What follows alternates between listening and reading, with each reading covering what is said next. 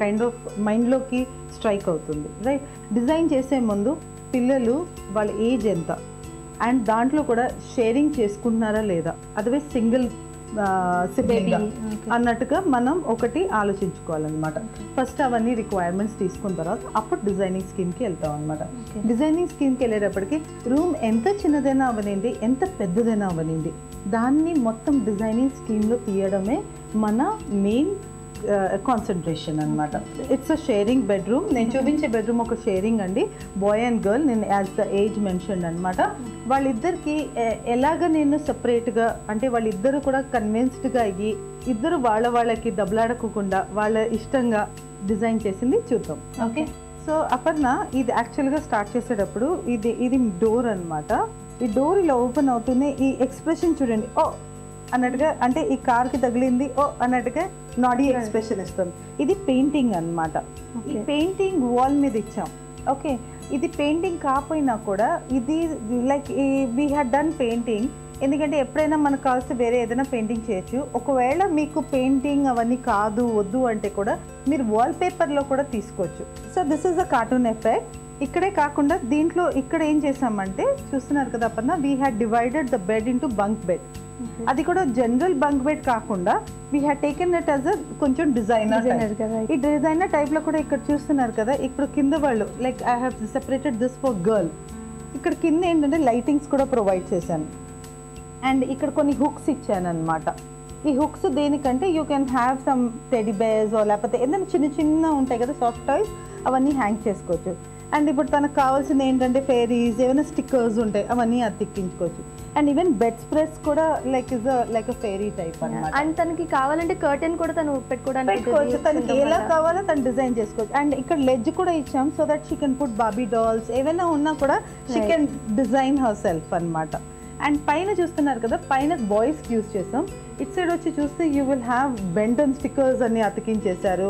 And పైన అంతా తనకి పెట్టుకోవాల్సిన వాచ్, బుక్ ఏమైనా చదువుకుని పెట్టుకోవాలంటే బుక్ కూడా ఉందన్నమాట ప్లేస్.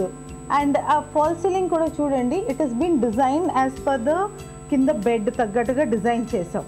ఓకే, సో ఆ బెడ్ తగ్గట్టుగా డిజైన్ చేసాం కాబట్టి ఆ ఫాల్ సీలింగ్ కూడా చూడండి ఒక కార్టూన్ ఇంప్రెషన్ పెట్టేసాం. So that is like something different అనమాట. This gives a beautiful look.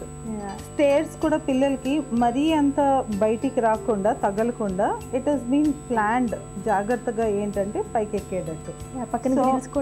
ప్రక్కన ఏంటంటే హ్యాండిల్ అది ఎస్ఎస్ తోటి చేస్తాం. ఈ బార్డర్ అంతా కూడా ఎస్ఎస్ తోటి చేస్తాం సో దట్ వంగినా ఏమైనా ఆడుకున్నా కూడా ఇది లేకుండా పడే ఛాన్స్ లేకుండా అనమాట. జనరల్గా 5 years లోపు పిల్లలు ఉన్నారంటే వాళ్ళు పేరెంట్స్ దగ్గరే ఎక్కువ ఉండడానికి ఇష్టపడతారు, ఇలా సపరేట్ రూమ్కి ఇష్టపడరు. మరి వాళ్ళని అట్రాక్ట్ చేయాలంటే రూమ్ ఎలా ఉండాలి? ఇప్పుడు అందుకోసమే అపర్ణ, ఇప్పుడు వాళ్ళ కోసం అనేది ఇలా రూమ్ టాయ్ఫుల్గా లైక్ కార్టూన్స్ తోటి, సో దట్ వాళ్ళకి ఇంట్రెస్ట్ ఉండాలి. They like colours. ఏంటంటే పిల్లలకి ఎప్పుడు కలర్స్ అనేది చాలా ఇష్టం అనమాట. సో ఆ రకంగా ఏంటంటే ఇది కలర్ఫుల్ రూమ్ లాగా తయారు చేస్తాం. అదే కాకుండా ఈ మంచాన్ని కూడా చూడండి, ఎక్కడ చూసినా you will find all colours. So ఇది ఏంటంటే వాళ్ళకి ఒక ఎడ్యుకేషనల్ వైజ్ కూడా they are gaining knowledge the colours అనేది కూడా. And plus they are also ఏంటంటే ప్రతిదీ కలర్ఫుల్గా ఉంది, అట్రాక్ట్ అవుతుంది. అండ్ ఇంకోటి అది కూడా కాకుండా కౌంటింగ్ వైజ్ కూడా ఇప్పుడు చూడండి, నేను ప్రతిదీ ఒక ఆలోచించి క్రియేట్ చేసింది అనమాట. ఇక్కడ చూడండి స్టేజ్ ఉన్నాయి, ఇది వాళ్ళు ఎప్పుడైనా మెట్లు ఎక్కేటప్పుడు 1 2 3 4 అని మాంటెసరీ ట్రైనింగ్ టైప్ అనమాట. అది వాళ్ళు పైకి ఎక్కేటట్టు. ఇది కూడా కౌంటింగ్ 1 2 3 4. ఇప్పుడు మనం ఆడుతున్నప్పుడు పిల్లలతో ఆడుతున్నప్పుడు మాంటెసరీలో ఏం చేస్తారు, అలాగే ఇదన్నీ కౌంట్ చేయిస్తారు. సో ఆ రకంగా ఏంటంటే కొంచెం ఆ ప్లేవే మెథడ్లో తీసుకొని ఈ డిజైనింగ్ స్కీమ్ అంతా కూడా అలాగే డిజైన్ చేసాం అనమాట. యాక్చువల్గా ఏంటంటే పిల్లలు చిన్నగా ఉన్నప్పుడు దిస్ వాజ్ డిజైన్. సో దాని కింద కూడా అంతా కార్టూన్ ఇచ్చేసాం. తర్వాత ఏంటంటే ఒక 1 year తర్వాత స్కూల్లో వేసాక వాళ్ళకి స్టడీ టేబుల్ అవన్నీ అని ప్లాన్ చేయాల్సి వచ్చింది. సో దాని తగ్గట్టుగా ఆ ప్లేస్ని ఏంటంటే స్టడీ టేబుల్ లాగా తీసేసుకున్నాం.